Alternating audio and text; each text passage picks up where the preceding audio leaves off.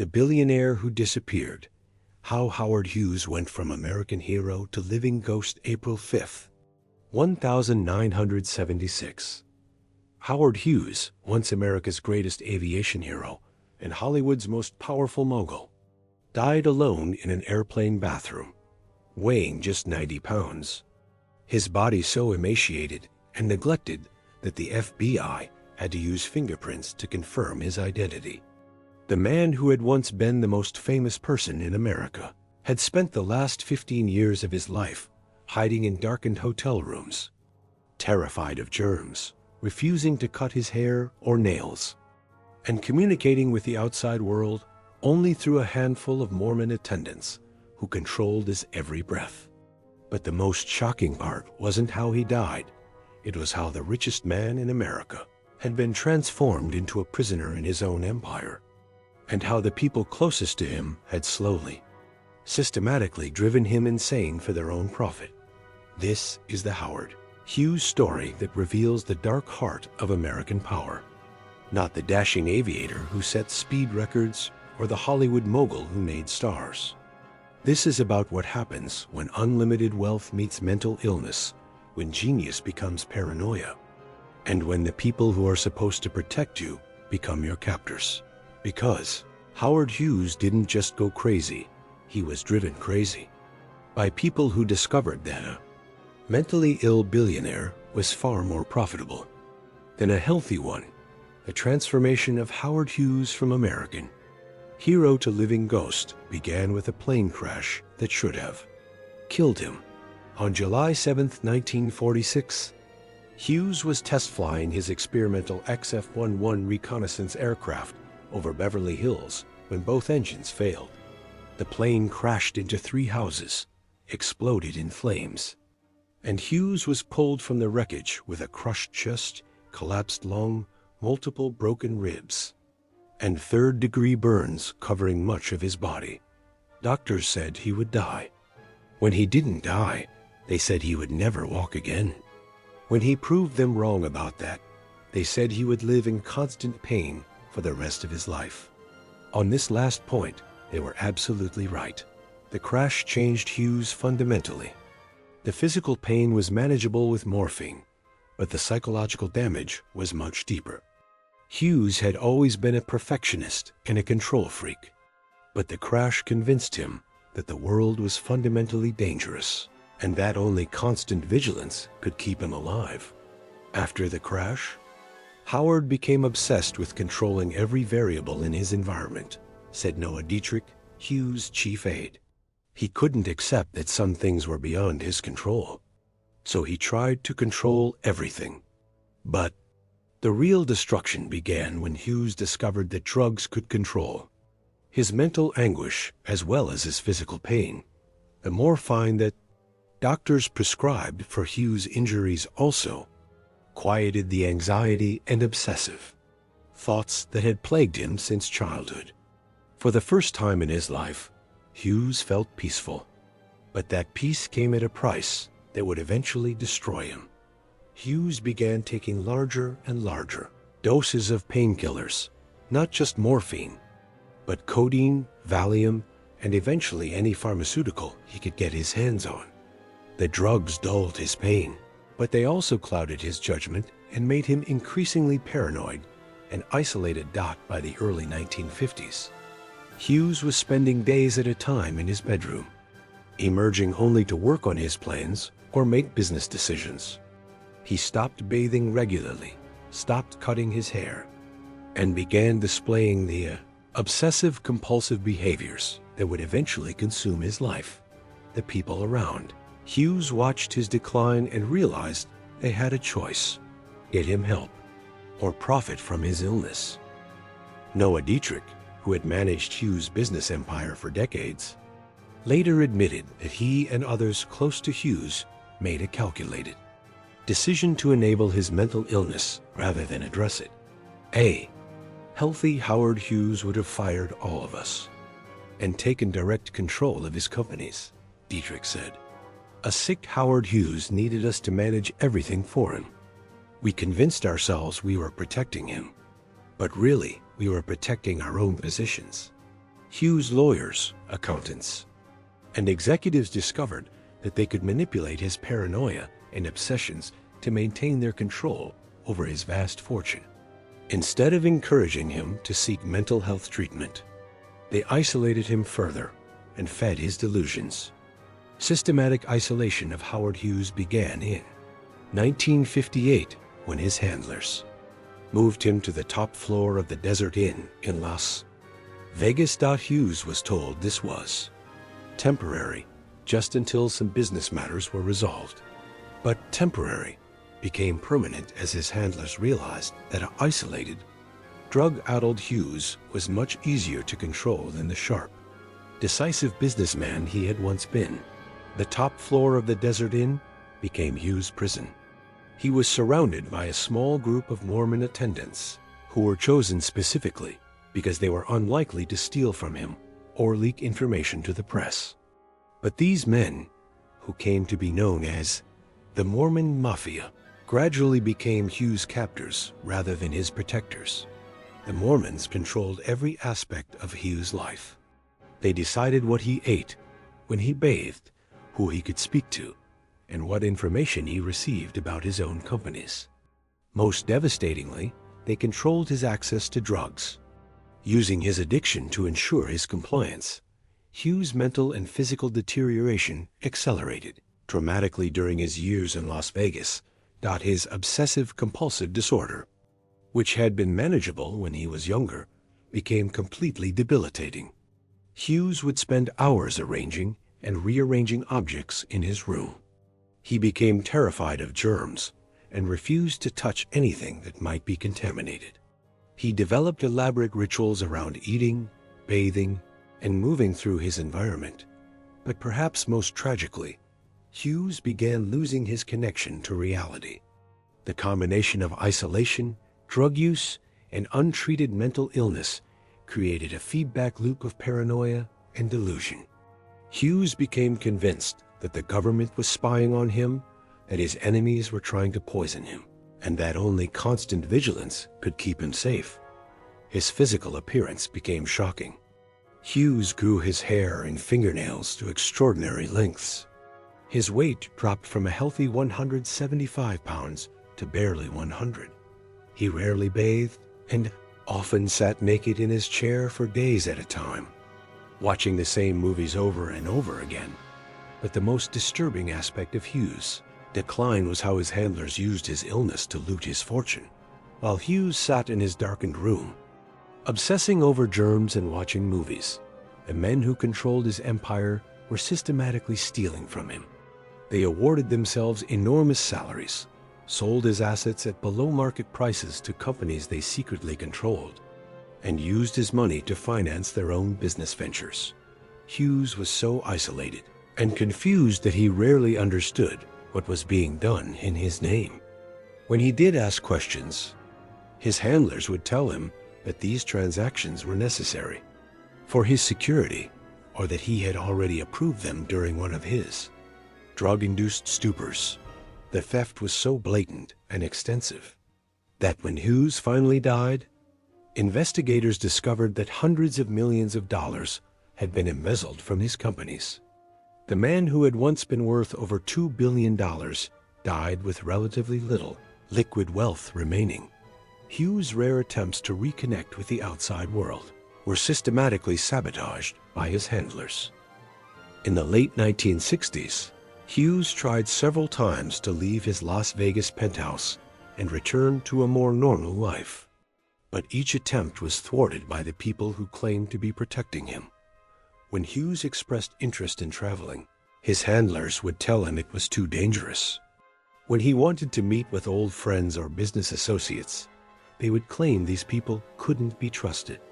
When he tried to make his own phone calls, they would monitor the conversations and often disconnect them. Most cruelly, when Hughes' health problems became severe enough to require hospitalization, his handlers convinced him that doctors were part of a conspiracy to harm him. This prevented Hughes from getting the medical and psychological treatment that might have saved his life. The final years of Hughes' life were spent in a series of hotel rooms around the world. each one more isolated than the last, afraid that Hughes' deteriorating condition would eventually attract unwanted attention in Las Vegas. His handlers began moving him from city to city, always to the top floor of a luxury hotel. Always in complete secrecy, Hughes lived in hotels in the Bahamas, Nicaragua, Canada, and London. In each location, the same pattern repeated. Hughes would be installed in a penthouse suite, cut off from all outside contact, and left to deteriorate while his handlers managed his empire from a distance. The conditions of his confinement became increasingly appalling. Hughes was often left sitting in his own waste because he was too paranoid to let anyone help him to the bathroom.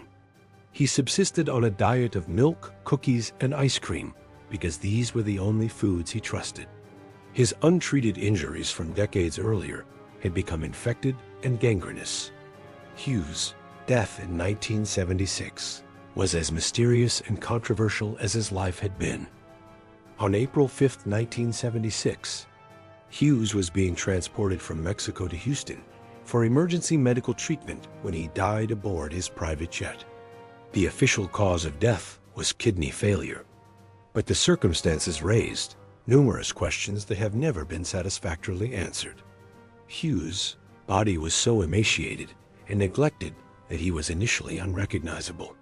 His hair and fingernails were grotesquely long, his body was covered with bed sores, and he weighed just 90 pounds. Broken needles from drug injections were found embedded in his arms. Most mysteriously, Hughes appeared to have been dead for several hours before his handlers discovered his body and called for medical help.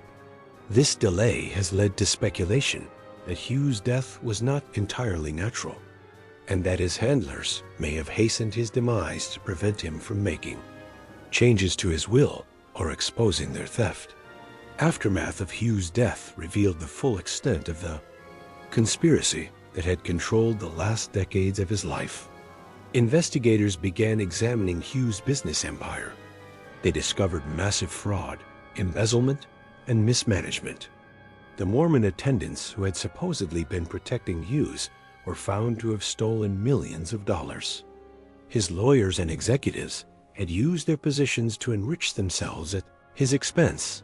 Most shocking of all was the discovery that Hughes had been essentially held prisoner by the people he trusted most. Phone records showed that Hughes had tried numerous times to call for help, but these calls had been intercepted and blocked by his handlers.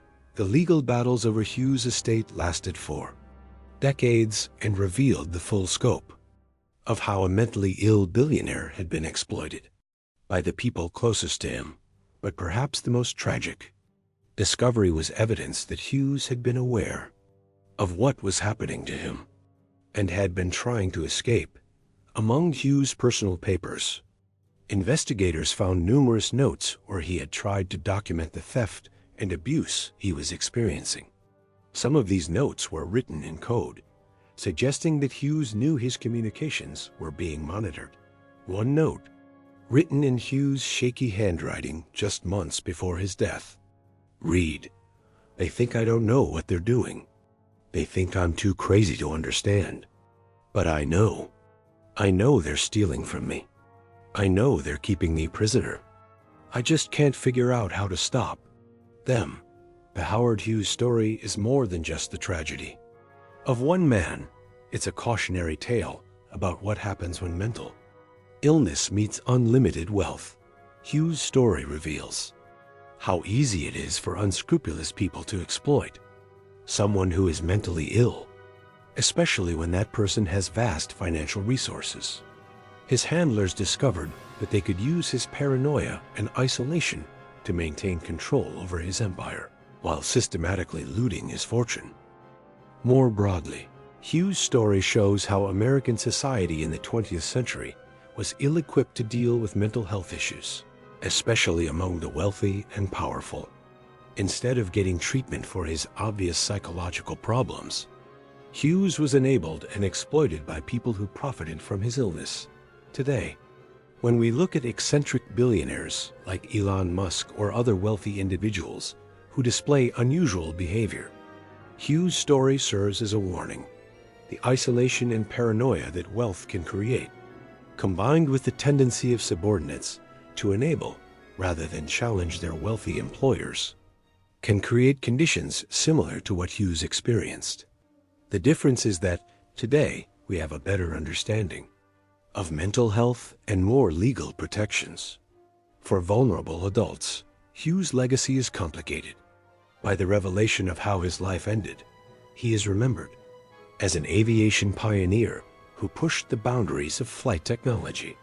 He is celebrated as a filmmaker who helped create the modern Hollywood studio system. He is acknowledged as a businessman who built one of America's great industrial fortunes. But he should also be remembered as a victim, a mentally ill man who was systematically exploited and abused by people who were supposed to protect him. His story is a reminder that wealth and power are no protection against mental illness, and that the people closest to us can sometimes be the most dangerous. The real tragedy of Howard Hughes isn't that he went crazy, it's that he was driven crazy by people who profited from his madness. His handlers discovered that a paranoid, isolated, drug-addicted Hughes was much more valuable to them than a healthy, decisive businessman would have been. So they fed his paranoia, increased his isolation, and enabled his drug addiction because it served their financial interests. This makes Hughes' story particularly relevant in our current era of concern about elder abuse and the exploitation of vulnerable adults. Hughes was essentially the victim of an elaborate form of financial elder abuse, carried out by sophisticated criminals who understood how to manipulate his mental illness for their own benefit. Perhaps most importantly, Hughes' story reminds us that genius and madness are not the same thing. Even though they often get confused, Hughes was a brilliant engineer, a visionary businessman, and a talented filmmaker. His mental illness was separate from his genius. It was a medical condition that required treatment, not an inevitable consequence of his intelligence or creativity. The romanticization of Hughes as an eccentric genius has obscured the reality that he was a sick man who needed help and instead got exploitation. His story should be seen not as proof that great genius requires madness, but as evidence of what happens when mental illness goes untreated and gets exploited by unscrupulous people. In the end, Howard Hughes died as he had lived his final years, alone, paranoid, and surrounded by people who were stealing from him. But his death also marked the end of an era when the wealthy could simply disappear from public view without anyone asking questions. Today's world of social media, investigative journalism, and legal oversight makes it much harder for someone to be held prisoner in plain sight the way Hughes was. That may be Hughes' most important legacy, not his aviation records or his business empire, but the legal and social changes that his tragic story helped inspire to protect other vulnerable individuals from similar exploitation. What do you think? Does Howard Hughes' story of exploitation remind you of concerns about how wealthy, elderly, or mentally ill people are treated today? Share your thoughts about the responsibility we have to protect vulnerable individuals, even when they seem to have everything. If this story disturbed you, subscribe for more untold truths about the dark side of wealth and power, because understanding how the most powerful people can become victims helps us protect the vulnerable in our own communities. Howard Hughes proved that all the money in the world can't protect you from the people who are supposed to love you, but who see you only as a source of profit.